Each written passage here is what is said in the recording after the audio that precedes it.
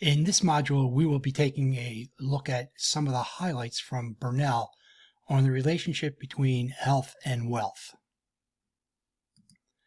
After reviewing this chapter, you should be able to describe the relationship between health and wealth, identify the ways in which income can affect health, summarize the absolute income hypothesis and relative income hypotheses, explain how income-related policies can influence health, compare and contrast the theories on the health-wealth relationship, evaluate the health-wealth relationship theories using real-world studies, and lastly, use a graphical tool to illustrate the relationship between gross national product and aggregate health. So we know that wealth influences health through a number of mechanisms, and a lack of wealth can have a tremendous impact on a person's well-being. Wealth can enable people to purchase high-quality health insurance, enable people to purchase needed health-related goods and services, and also enable people to access a healthier lifestyle. Wealth also influences access to higher education and access to safe environments in which people live and work. A decline in health may require an individual to work fewer hours, which would lower that person's take-home pay, quit or take a leave of absence from a job, which may not be available when the person is ready to return, or buy more health-related goods and services, which decreases the person's disposable income. When looking at the diminishing impact of wealth, as income increases, substantial improvements in health are initially experienced, but afterward, those improvements get smaller and smaller as income gets larger and larger. We can also show this graphically in health status income space. Here, health status is modeled as a function of income, which is shown on the x-axis, as well as the individual's genetic background, healthcare, technology, income, behavioral risks, and other factors. You will note at a low level of income, a modest increase in income will have a large impact on a person's personal health. But at a higher level of income, that increase starts to flatten out and the impact is less. So we say that health is positively associated with income, yet income has a diminishing impact on health. We can see this internationally as well. On the x-axis, we have gross domestic product per capita adjusted for local prices. And on the y-axis, we have life expectancy at birth. So at a low level of GDP per capita, a modest increase in income per capita is associated with a major increase in life expectancy. But for high-income countries, such as the United States, Japan, and France, the increases in GDP prices has a moderate impact on life expectancy. In the U.S., increases in health expenditure have not been related to gains in life expectancy over the last few years. While the U.S. has been spending more on a per capita basis, it trails other high-income countries in the OECD regarding life expectancy. From these studies, we see there is a nonlinear relationship that exists between GNP and life expectancy. On average, in wealthy countries, improvements in aggregate health can be achieved by decreasing income inequality. In relatively poor countries, improving health can be achieved by raising the per capita GDP or GNP and lowering income inequality. Historically, there have been other factors that have boosted this relationship between life expectancy at birth and any level of GDP per capita. And these have mostly been due to public health improvements, such as the filtration and chlorination of water, mass vaccinations with regards to infectious diseases, improvements in health technology, and improvements in health worker training. Now, let's take a look at the theories on income-health relationships. This includes the absolute income hypotheses, relative income hypotheses, income inequality hypotheses, deprivation hypotheses, and finally, relative position or rank hypotheses. When looking at the absolute income hypotheses, we can see increases in income induce individuals to buy more goods and services and invest in their health. Burnell references policies and programs that help individuals during these times of income shortfalls. These policies and programs were particularly relevant during the recent pandemic, and they include child and dependent care tax credits, health insurance subsidies, utility subsidies, federal and state minimum wage laws, and extended unemployment benefits. Burnell also notes that increases in community-level wealth, and therefore resources and infrastructure, can also influence health outcomes. Other policies and programs can focus on stimulating community-level economic growth, and they include granting tax breaks to new businesses, building large retail areas, opening something like a performing arts center, and investing in education. When looking at the relative income hypotheses, you can see that an individual's purchasing and savings decisions are determined by income relative to the income of others in the community. So here, an individual's health depends on the differences between his or her income and the average income of a reference population. Now, why might this be the case? For instance, if a person's income is much lower than the average income of the community, the person might be priced out of the market.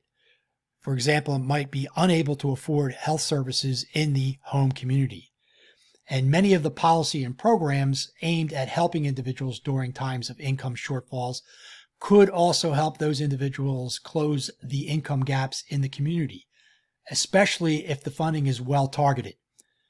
And that is particularly relevant when we are talking about the subsidies provided by the Affordable Care Act. When viewing the income inequality hypothesis, you can see an individual health is affected by the distribution of income within a society. Living in a location with an unequal income distribution increases the chances of low-income individuals having poor health, unequal access to health insurance, health services, and quality housing, feelings of failure and resentment, and possibly giving rise to what's called populism. However, there is mixed evidence for this hypothesis. We should note, however, that in the U.S., income inequality has been high and has been rising. Between 2007 and 2018, the bottom 10th percentile of income distribution saw a decline in income, while those in the 95th percentile of income distribution saw a 15.7% rise in their income. David Autor considered several factors in examining the rise of earnings inequality among the other 99%, those who are not in the top 1% of income distribution. These included faster growing wages for higher skilled and or better educated workers, a decline in the real value of the minimum wage. Recall that the federal minimum wage was increased to $7.25 in 2009 and hasn't increased since on the federal level. Yet the cost of living has increased roughly 2% per year since then. So the real value of the minimum wage has fallen dramatically over the past decade. Automation or changes in production patterns has given rise to greater gains for owners of capital rather than to the workers. The same holds true for rising international competition, also the declining labor union membership and labor union bargaining power. Lastly, reductions in top federal marginal tax rates has shifted more income to high income earners. So, how do economists and statisticians measure inequality in wealth?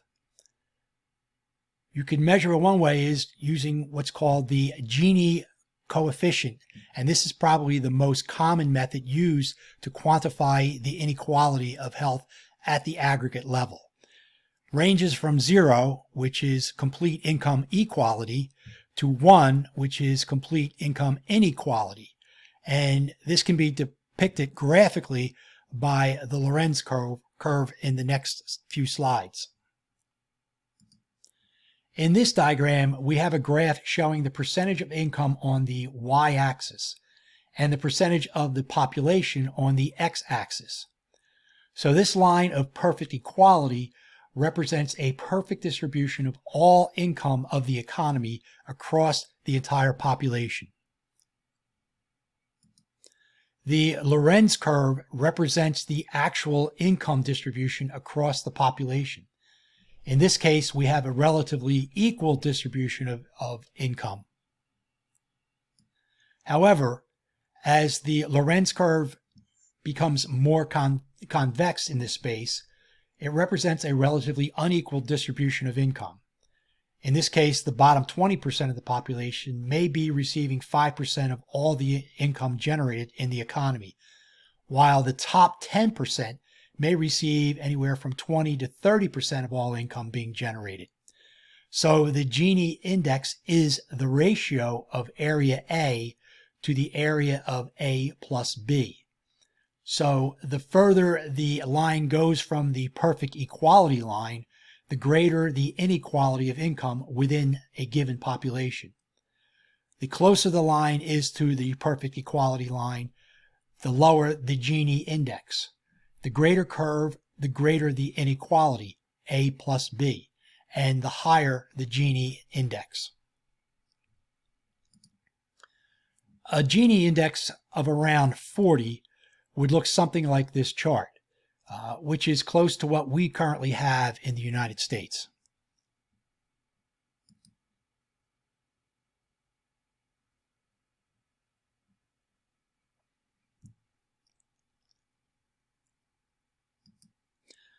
According to the most recent figures from the U.S. Census Bureau, the equivalence adjusted income summary measure for the Gini index of income inequality was about 0.465 in 2019. No statistical change from 2018, and that is about where we find ourselves today in 2022. When looking at the deprivation hypotheses, deprivation rather than absolute income determines health outcomes.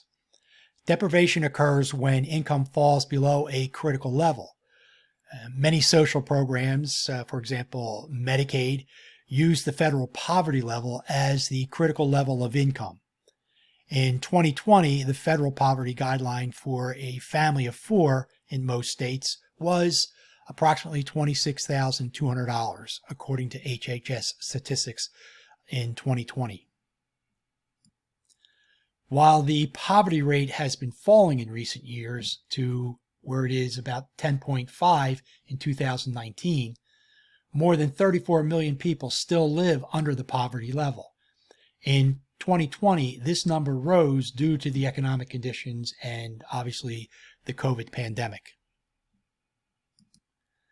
When examining relative position or rank hypothesis, we tend to look at a person's position within the community, which may also affect health status.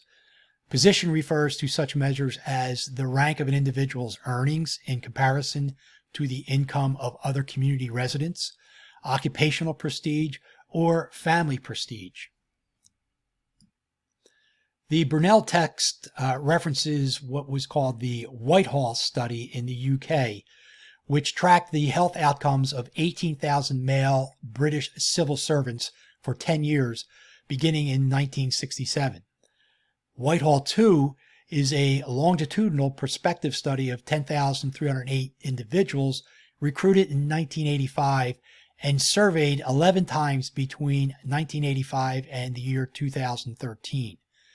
The findings: higher positions in the organizational hierarchy are associated with lower mortality, lower rates of coronary heart disease, and lower rates of diseases not linked to smoking. Building on the content of Chapter 2, the following two questions are presented. These questions are located also in the Burnell textbook and on the discussion board. I would ask you to please read the questions and respond accordingly, and I look forward to your responses on the discussion board. Here ends the presentation for Chapter 2.